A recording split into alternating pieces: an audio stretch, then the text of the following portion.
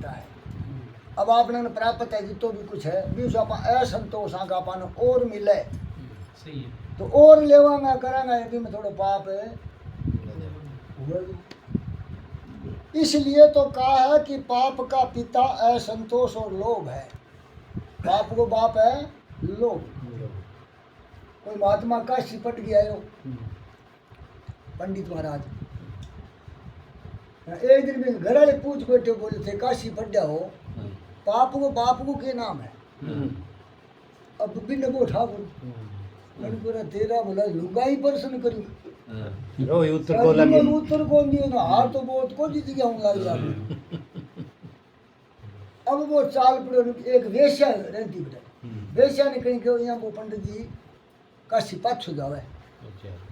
अब वेश्या मिली बोले पंडित जी थे काशी जाओ अरे मेरे तमन्ना कई दिना से सही बात मैं अदम हूँ माड़ी हूँ तो थे मेरो भोजन तो कर कौन सको पर सूखी रसोई तो थे ले ही लियो 100 को नोट चढ़ा दियो। पंडित जी नोट देख खे रहे और दोनों क्या कारण क्यों हाँ सूखी ले लिया हाँ सुखी ले लिया मैं बोल धन्यवाद 100 चढ़ा दिया बोलते घरे पग तो मान दिया मेरे अब पंडित जी पग मान और लेगी बुद्धि पीछे बदला तो अब पग मांडो घरे बढ़िया लियो घरे बढ़िया पग चरण थी क्या 100 चढ़ा दिया। और दियो बोले मेरो जी करा था पक्का आगे दी थी हाँ बोल फिर के दे के दे अब दे दियो 100 चढ़ा धन्यवाद थे ऑर्डर दे दियो मन में खुल गया। अब बोले वो बड़े पक्के बोले मेरो जी करे दादा एक मुड़ियो थे मेरे हाथ में बस बस बड़े बोला पकाए दी करी ना मुड़ियो में की मोरियम घेर के लगे अब मुंह बड़ो थाप मारो खींच गए मैंने कहा काशी और जावे पाप को बाप है लोभ है लो मैं 100 का नोट ठोक हाँ, करी आगे तू लेता ही आगे हो। तीन मान त्याग दियो मेरे कोई खाई को नहीं अच्छा खा लियो अच्छा खा लियो क्या क्या लेना जाए काशी तो पाप को बाप है लो लोभ। हाँ बात है जो पाप नहीं करता वह पुण्य ही करता है। पाप न करे बिन पुण्य तो सबते सिद्ध है बिन पुण्य होने लग जाए फिर पाप नहीं करे पुण्य तो होने लग जाए। विदुर जी 36 वर्ष की यात्रा करने निकले किंतु अपने साथ उन्होंने कुछ भी नहीं लिया जबकि आजकल के लोग यात्रा करने निकलते तो 36 चीजें साथ लेकर जाते। बस 36 साल के लिए यार एक भी वस्तु सादे को ले जा जो मिली भी नहीं संतोष और आजकल यात्रा करने 36 चीज सागे लीजिए अपनी जरूरत की लंबी लंबी सूची बनाते हैं और इसमें से कोई चीज बाकी न रह जाए इसलिए पूरी पूरी कोशिश करते हैं। यात्रा का अर्थ है याति त्राति यानी इंद्रियों को प्रतिकूल विषयों से हटाकर अनुकूल विषय में लगा देना ही यात्रा है। यात्रा का अर्थ क्या है इंद्रियां की आपने जो प्रतिकूल कार्य कर रही है पर आपने अनुकूल बनाओ है। तीर्थ यात्रा उसी की सफल है जो तीर्थ जैसा ही पवित्र होकर वहाँ से लौटता है। तीर्थ बिमु करना जो तीर्थ में नहाने के बाद तीर्थ वर्गो बन गया है वो तो है तीर्थ यात्री बाकी है शेर सपाटा। केवल यात्रा करने से पुण्य नहीं हो जाता कई बार तो मनुष्य यात्रा करते करते पाप की गठरी भी बांध कर आता है। यात्रा विधि पूर्वक करनी चाहिए विधि पूर्वक यात्रा करने से ही पुण्य प्राप्त होता है। अब आप यात्रा में जाओ ना चालो ताल में लग जाना है सगड़ा ही चोर दिखा पाना सारा तो कोई जूती नहीं लीजिए कोई गबा नहीं लीजिए अब सारा चोर को नहीं हुए और आप सारा ने चोर देखा ओ पाप के पुण्य साहूकार ने चोर देखा पाप के पुण्य आप तो सही चोर दिखे। यात्रा करने के लिए निकलने से पहले प्रतिज्ञा करनी चाहिए कि मैं अब ब्रह्मचार्य का पालन करूंगा।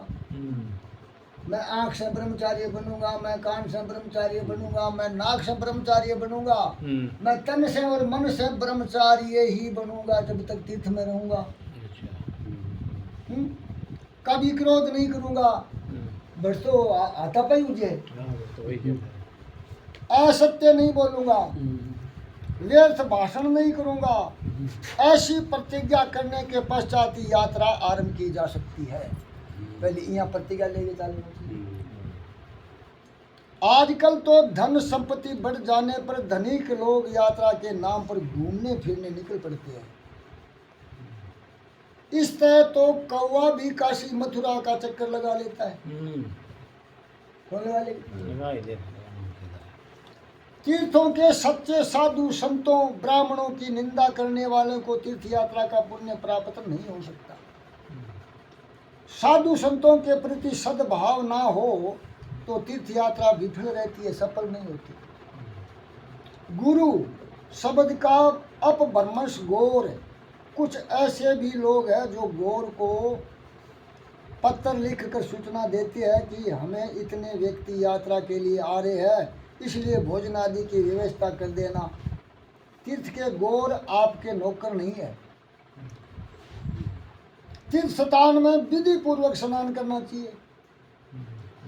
वहाँ कुल्ला करना और साबुन लगा कर नहीं नहाना चाहिए।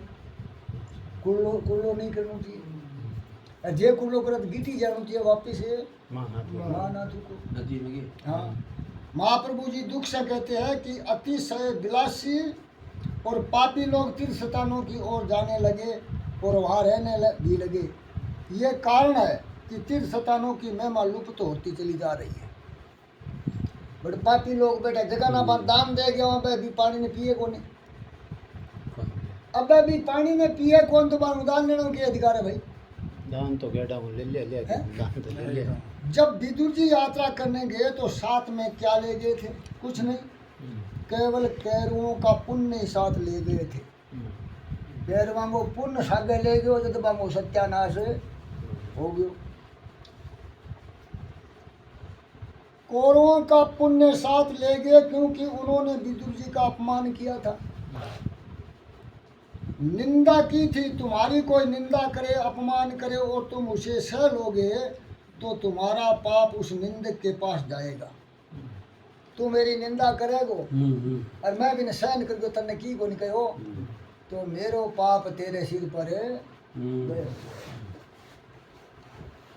और मैं तेरे साथ की को नहीं कर सकूँ, वो पाप को पता नहीं के कर देगो। और उसका पुण्य मुझे मिलेगा। तीर्थ में जाओ तो उस दिन अनशन करो, महात्मा का अपमान मत करो। सच्चे साधु संत ब्राह्मणों का अपमान करने से तीर्थ यात्रा विफल रहती है। 28 सिद्ध ब्राह्मण कौन के है? सच्चे। अब जगह ब्राह्मण के ब्रह्म तो ही नहीं है तो वो क्या ब्राह्मण है भाई? है जात को ब्राह्मण लाडा को गोपाल, जात को ब्राह्मण दारू को ठेको तो वो ब्राह्मण नहीं है। ब्रह्मचिनेशो ब्राह्मणा पर नारी पुत्री समाना, वो ब्राह्मण है चाहे किसी जात का हो, किसी वर्ण का हो। महात्मा बनने के बाद कोई जाति लागू कौन रहे, चाहे किसी जाति को हो रहे। आज आपने शंकर भारती जी को डेरा सूत्रगढ़ धंधा भी है, बटे वाल्मीकि बाबू है आज उनकी डेरे को वो इंचार्ज है। तो वो महात्मा बन गयो तो बिन के जाती है भाई। अनशन करने से शरीर की शुद्धि होती है, यानी अपन तीर्थ यात्रा करता अपन कुछ व्रत भी करना चाहिए। पाप जल जाते हैं और सात्विक भाव जागृत होता है। विदुर जी प्रत्येक तीर्थ में अनशन करते थे और विधि पूर्वक स्नान करते थे। यात्रा किस प्रकार की जाए इस विषय में विदुर जी कहते हैं कि पृथ्वी पर वह अवधूत वेश में परिभ्रमण करते थे जिससे शनई संबंधी उन्हें पहचान न सके। शरीर का श्रृंगार भी नहीं करते थे। वह अल्प मात्रा में बिल्कुल पवित्र भोजन करते थे, थोड़ो भोजन।